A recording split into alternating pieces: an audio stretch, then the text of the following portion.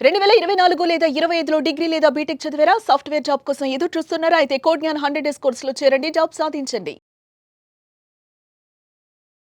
ఒక ఫ్రెషర్‌కి కంటిన్యూగా rejections face చేస్తూ ఉంటారన్న. ఎంత అప్లై చేసినా సరే rejection, rejection, rejection, rejection, rejection. ఇంక అదే మోటోలో ఉంటుందన్నమాట కొంతమందికి. ఎక్కడ పొరపాటు జరుగుతుందని గ్రహించాలి? అలాంటి సమయంలో స్టూడెంట్స్ అసలు ఏం చేయాలి? ఇది రెగ్యులర్‌గా చాలామంది ఫ్రెషర్స్ ఫేస్ చేస్తున్న ప్రాబ్లమ్ రిజెక్షన్. సో, అట్లాంటి టైంలో చిన్న చిన్న స్టెప్స్ ఫాలో అవుతే వాటిని ఓవర్‌కమ్ అయ్యి డైరెక్ట్ జాబ్ క్రాక్ చేయొచ్చు. ఎలాగా అంటే ఒక ఇంటర్వ్యూకెళ్లారు. ఎళ్ళాక కంపల్సరీగా ఫీడ్‌బ్యాక్ తెలుసుకోవాలండి. ఒకవేళ రిజెక్ట్ అయినా సరే, లేదా ఫాలోఅప్‌లో ఉన్నా సరే, హెచ్ఆర్ నుంచి ఫీడ్‌బ్యాక్ కనుక్కోవటంలో తప్పులేదు. ఓకే. అట్లా అని చెప్పి హెచ్ఆర్‌కి డైరెక్ట్‌గా ఫోన్ కాల్స్ చేయకూడదు. త్రూ మెయిల్ అడగాలి. సో, నేను సో అండ్ సో ఇట్లాగా పలానా రోజు ఇంటర్వ్యూకి అటెండ్ అయ్యాను. సో, నా ప్రోగ్రెస్ ఏంటి? ఆర్ ఒకవేళ రిజెక్ట్ అయితే ఎందుకు రిజెక్ట్ అయిందో కొంచెం ఇన్ఫార్మ్ చేస్తే I will prepare well for my next interview. It will help me అని చెప్పి పొలైట్‌గా కన్విన్స్ చేసే పాయింట్‌లో రాస్తే గనక వాళ్ళు కంపల్సరీగా రిప్లై ఇస్తారు. సో, ఎక్కడ ల్యాగ్ అవుతున్నారు ఏంటి అన్నది.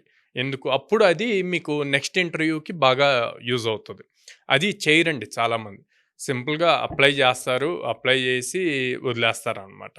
ఒకవేళ కాల్ వస్తే వచ్చింది. రాలేదు అంటే నేను ఇన్ని జాబ్స్ అప్లై చేశాను. అసలు కాల్స్ రావట్లేదు అని చెప్పి మాట్లాడతారు ఫస్ట్. సెకండ్, అసలు వీళ్ళు అప్లై చేసిన జాబ్స్‌కి ఓకే.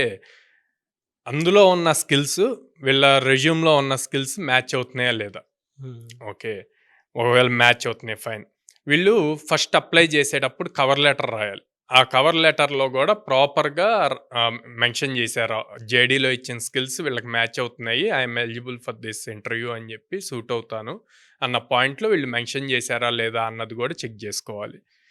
ఇవి చేయట్లేదు చాలామంది స్టూడెంట్స్. 90% ఆఫ్ స్టూడెంట్స్ చేయరు. ఓకే. అన్నిటికీ కామన్ రెజ్యూమ్ ఒకటి ప్రిపేర్ చేస్తారు. దాన్నే పంపిస్తారు. అలా పంపించినప్పుడు వర్కౌట్ అవ్వదు. మీకు ఆ స్కిల్ వచ్చి ఉంటది. జేడీలో ఏదైతే స్కిల్ ఉందో ఆ స్కిల్ బేస్డ్ చేసే రెజ్యూమ్‌ని మోడిఫై చేసి పంపించాలి. అన్నిటికీ కామన్ పంపిస్తే వర్కౌట్ అవ్వదు. ఓకే. థర్డ్ వచ్చేసి మన లింక్డ్ఇన్ ప్రొఫైల్ అప్డేటెడ్‌గా ఉందా లేదా చూసుకోవాలి. అది అప్డేటెడ్‌గా ఉండి అట్ ద సేమ్ టైం దాంట్లో నెట్వర్క్ పెంచుకోవాలి. ఎందుకు పెంచుకోవాలి network? Network in the sense అందులో మీరు ప్రొఫెషనల్స్‌ని కనెక్ట్ అవ్వచ్చు.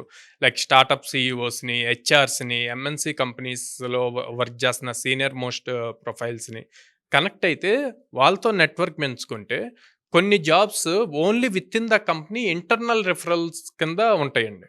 అంటే ఆ కంపెనీలో ఎవరైతే వర్క్ చేస్తున్నారో వాళ్ళు మాత్రమే రిఫర్ చేయగలరు ఇంటర్వ్యూకి. సో, అట్లాంటి జాబ్స్ తెచ్చుకోవాలి అంటే నెట్వర్క్ చాలా ఇంపార్టెంట్. అది బిల్డ్ చేసుకోవాలి. అప్పుడు మీకు ఒక ఛాన్స్ వస్తది. Okay. At the same time okay. Resume ఉంది. స్కిల్స్ పెట్టాం. అన్నీ పెట్టాం. కానీ ఇంటర్వ్యూయర్ మిమ్మల్ని సెలెక్ట్ చేయాలంటే మీ దగ్గర యూనిక్ క్వాలిటీ ఉండాలి. ఆ యూనిక్ క్వాలిటీ ఎలా చూపిస్తారు? సార్ యూనిక్ క్వాలిటీ అంటే మళ్ళీ స్కిల్లే కదా సార్ అనొచ్చు. స్కిల్లే. బట్ ఆ స్కిల్‌నే మీరు ప్రెజెంట్ చేయాలి. ఎలా ప్రెజెంట్ చేయగలరు? కొన్ని మినీ ప్రాజెక్ట్స్, మేజర్ ప్రాజెక్ట్స్ చేయాలి. వాటిని డిప్లాయ్ చేయాలి. డిప్లాయ్ చేసిన వాటిని మీరు రెజ్యూమ్‌లో, లింక్డ్ఇన్‌లో మెన్షన్ చేయాలి. గిట్‌హబ్‌లో పుష్ చేయాలి. సో, ఇలాంటి థింగ్స్ చేసుకుంటే గనక రెజ్యూమ్‌కి వెయిటేజ్ పెరుగుతది. అండ్ ఇయన్నిటితో పాటు ఇంటర్న్‌షిప్స్ గానీ, ఫ్రీలాన్సింగ్ వర్క్ గానీ చేయాలి. సో, ఎప్పుడైతే ఇంటర్న్‌షిప్, ఫ్రీలాన్స్ వర్క్ చేస్తారో అప్పుడు ఇంటర్వ్యూయర్‌కి స్ట్రాంగ్‌గా ఉంటది. ఓకే. తిను జస్ట్ స్కిల్ కాదు దాన్ని ప్రాక్టికల్‌గా ఇంప్లిమెంట్ చేయటానికి కూడా చూసాడు. సో, తిను వర్తీ క్యాండిడేట్ అని చెప్పి ఒక పాయింట్‌లో తనకి కన్విన్స్ అవుతాడనమాట. సో, అందుకని ఇయన్నీ ఫాలో అవ్వాలి.